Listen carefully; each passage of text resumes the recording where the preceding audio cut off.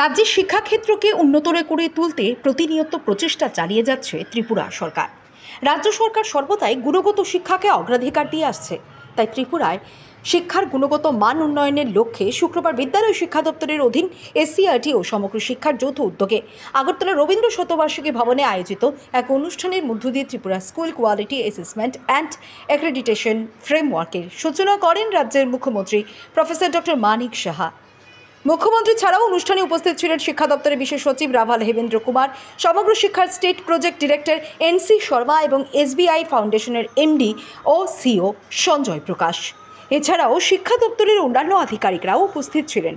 Tripura school quality assessment ও accreditation ফ্রেমওয়ার্কের মাধ্যমে school কমপ্লেক্সগুলির শিক্ষা ও পরিকাঠামোগত সমস্যা ও ত্রুটিগুলি চিহ্নিত করা সম্ভব হবে এবং উপযুক্ত প্রতিকারমূলক ব্যবস্থা গ্রহণ করা যাবে। এদিন অনুষ্ঠানে ত্রিপুরার স্কুল কোয়ালিটি অ্যাসেসমেন্ট ও অ্যাক্রিডিটেশন ফ্রেমওয়ার্কের ওপর একটি স্বল্প দৈর্ঘ্যের তথ্যচিত্র প্রদান করা হয়। এরপর এই কার্যক্রমের পুস্তকের আবরণ উন্মোচন করেন মুখ্যমন্ত্রী সহ অন্যান্যরা। 2021 সাল থেকে ধলাই এবং দক্ষিণ ত্রিপুরা জেলায় এই প্রকল্পটি চালু করা হয়েছিল। আজ ধলাই ও দক্ষিণ জেলায় যাদের অক্লান্ত পরিশ্রমে এই কার্যক্রম সফলতার রূপ পেয়েছে এমন 51 জনকে সংবর্ধিত করেন রাজ্যের মুখ্যমন্ত্রী প্রফেসর ডক্টর মানিক সাহা। এদিন বক্তব্য রাখতে গিয়ে মুখ্যমন্ত্রী এই কার্যক্রমের সুবিধাগুলো সম্পর্কে বিস্তারিত তুলে ধরেন। মুখ্যমন্ত্রী বললেন, শিক্ষার কোনো শেষ নেই, সারা জীবন ধরে সকলকে শিখতে হয়। জ্ঞান ও অজ্ঞানতার মাঝখানে সেতু হলো শিক্ষা।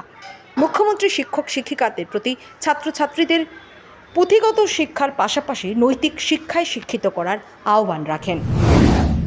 যে Tripura school quality assessment and অ্যাক্রেডিটেশনের যে ফ্রেমওয়ার্ক এখানে আজকের উদ্বোধন হলো, এটা ত্রিপুরার জন্য একটা নতুন যে একটা দিগন্ত সেটা কিন্তু উন্মোচিত হয়েছে, আমি মনে করি সেটা।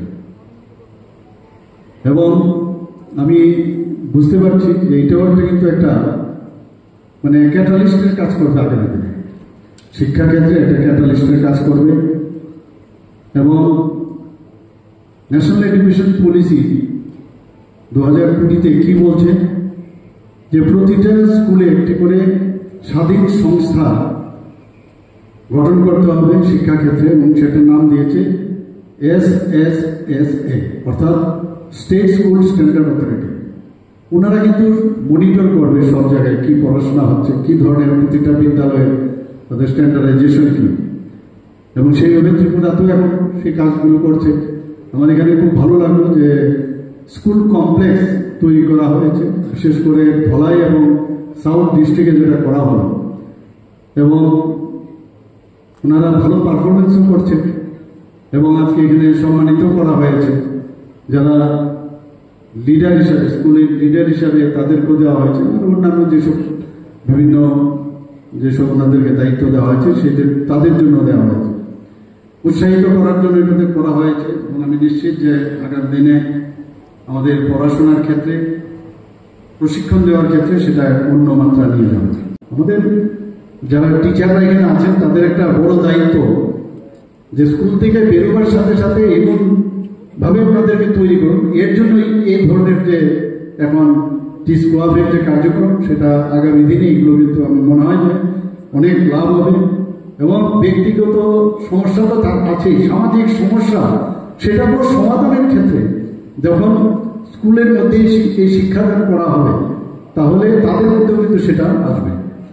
এবং মানে শিক্ষার তো শেষ নেই, অনন্ত নিহিত, তো জীবন ভর শিখতে হবে। ডেলি আমরা শিখি, এখনো আমরা শিখছি, আমিও শিখছি, আমার উপরে যারা আছেন তারাও শিখছে, যারা বড় বড় লিজেন্ড ব্যক্তি শিক্ষকরা আছেন, যারা নামি দামি লোক সারা পৃথিবীর মধ্যে নাম করা, প্রতিদিন শিখতে হয়, শিখার তো শেষ নেই।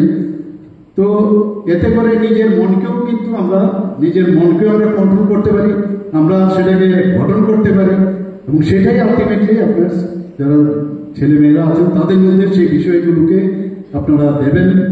এবং শিক্ষার তার যে দিগন্ত, সেই দিগন্তকে আপনারা নিশ্চয়ই আরো বেশি করে প্রসার করবেন। আমি সব জায়গায় এইগুলো কথাগুলো আমি প্রায়ই বলি যে জ্ঞান শুধু অর্জন নয়, এটা কিন্তু আমাদের আত্ম অধিকার এবং তার বৃদ্ধির একটা যাত্রা। আমরা এটাও জানি যে কেবল বুদ্ধিগতভাবে আমরা যদি পড়াশোনা করি যে আমার ব্রেন খুব ভালো, বুদ্ধি খুব প্রকট, শুধু তাই নয়, এর ক্ষেত্রে কিন্তু আমাদের নৈতিকভাবেও কিন্তু আমরা শক্তিশালী হই পড়াশোনার মাধ্যমে। কারণ কোনটা ঠিক কোনটা বেঠিক তর্ক আমরা করতে পারি, তার যৌক্তিকতার মধ্যে সেটা ডেভেলপ করে, কিন্তু সেটা একমাত্র পড়াশোনার মাধ্যমে যদি আমরা যে কারিকুলামগুলো নিচ্ছি সেগুলো যদি আরো বেশি করে আমরা পড়াশোনা করি, ছেলেদের মধ্যে দিই, তবে তার মধ্যেও সে সেলফ কনফিডেন্স সেটা ডেভেলপ করবে। আমরা জানি যে আমরা বেশিরভাগ যে কোনো বিষয়ে আমি হয়তো এখন একটা পার্টিকুলার সাবজেক্টে আমার জ্ঞান একবারে 100% স্যাচুরেশন পয়েন্ট, কিন্তু আরেকটা বিষয়ে দেখা গেল আমি অজ্ঞতা। তো এই অজ্ঞতার থেকে জ্ঞানের এই মাঝখানে হচ্ছে শিক্ষা। যে কোনো বিষয় শিখতে গেলে শিক্ষার প্রয়োজন। আমি যেটা বললাম যে শিক্ষার শেষ নেই, সেই শিক্ষার যে মাঝখানে যে অজ্ঞানতা আর জ্ঞানের মাঝখানে যে ব্রিজ, সেটা এবং অন্ধকার থেকে যাতে আলোর দিকে নেওয়া যায় তার নামই হচ্ছে শিক্ষা। এগুলো 2019 সালের জাতীয় শিক্ষানীতির নির্দেশনা মেনে ত্রিপুরায় শুরু হয়েছে এক নতুন যাত্রা, বিদ্যালয় কমপ্লেক্স ব্যবস্থা।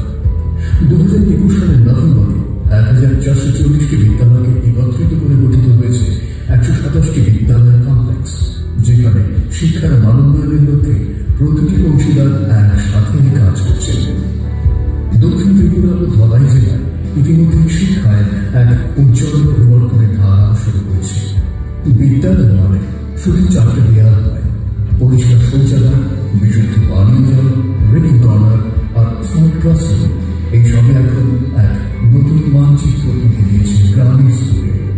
আজকের শিক্ষক জানেন প্রতিটি শিশুর শেখার ধরন আলাদা, তাই শেখানোর পদ্ধতি বদলেছে। ব্যক্তিকেন্দ্রিক পাঠ্য পরিকল্পনা ও মূল্যায়ন এখন বাস্তবতায় রূপ নিয়েছে। নিয়মিত পর্যবেক্ষণ, নিয়মিত সহায়তা, এর ফলে কমছে ড্রপ আউটের হার, বাড়ছে শিক্ষার্থীদের আগ্রহ এবং পাঠ্যক্রম ও সহ পাঠ্যক্রম দুটোই সমন্বিত